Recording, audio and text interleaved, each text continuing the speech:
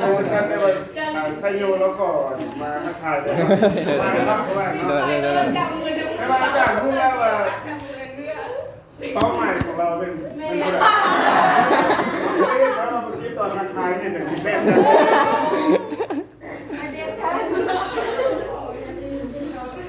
เลือกสองคนแบ็คกี้แล้วพี่กับเพชรเพลิน แบ็คกี้ก็ไม่ไปเลยนี่อย่างนี้จะผ่านปะ มีอาจารย์เวลาว่างของเจ้าทางซองจะมาเห็นยังเวลาว่างเวลาว่างก็ตอนนี้ก่อนแล้วมาได้ค่ะเมื่อกี้ตอนก่อน เฮ้ย นั่งนอน เวลาบ้างขึ้นบ้านไซโยเวลาบ้างก็บางทีก็นอนบางทีก็ออกไปเล่นกับหมู่ ไม่เนาะ บทสอนอาจารย์ บทสอนหรือว่าบางแก่นการสอนบทสอน โอ้ยเป็นเขา ที่ว่าอันน่ะเทคนิคเอาเฮาซีซั่นนี้แบ็คเอาหลังแบ็คเอาอันนี้ก่อนมาแล้วจะเซ็น สิน สาย7 คนรู้จักไซส์เบอร์ เอาสกอตได้อาจารย์ต่อไปน่ะสกอตอาจารย์ ไปสกัด สกอต ไอ้ที่ได้เด็กเนาะ บุคคลที่สี่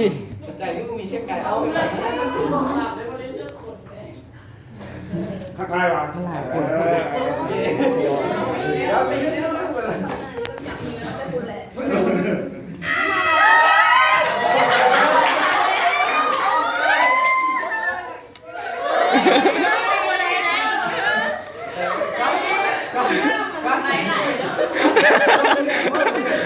ขึ้นมาต้องให้คุ้มเสีย น้องนะเราบอกให้ข้าเดินไปทักทายเดี๋ยวก่อนนะสองคนนะ สายคนเลยสายผ่อนทิพย์ ยืดไปยืดครับโบวี่ นี่อย่างเงี้ย แล้วคำถามวะ นี่อย่างเงี้ยถามเหรอ คำถามเนาะอยากจะถามว่าเจ้ามีวิธีการลดน้ำหนักแบบ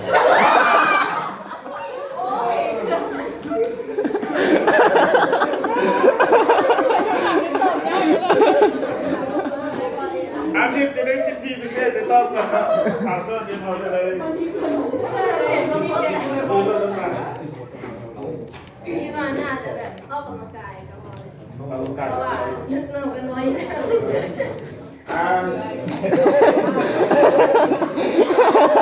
โบราณถามกันได้โอเค ตอบกะ กินเลยเลย บอกกินข้าวแรงแล้วก็เอาไปลาคนถามเอาไปลาคนถามว่าตุย เก่งไงโอ้เก็บไปลินนะน่าจะว่าโอ้ยคันค่อยมูค่อยกันเบิ่งแล้วเบิ่งค่อยอ่ะเดี๋ยวเลย หลักการ รักกันรักกันเดี๋ยวไม่เทคนิคเอาเจ้านอนซีซั่นนี้ก็เป็นอะไรแบ็คเอาท์แล้วสักก่อนนะครับ ใจเข้าไป นักผู้สุดท้าย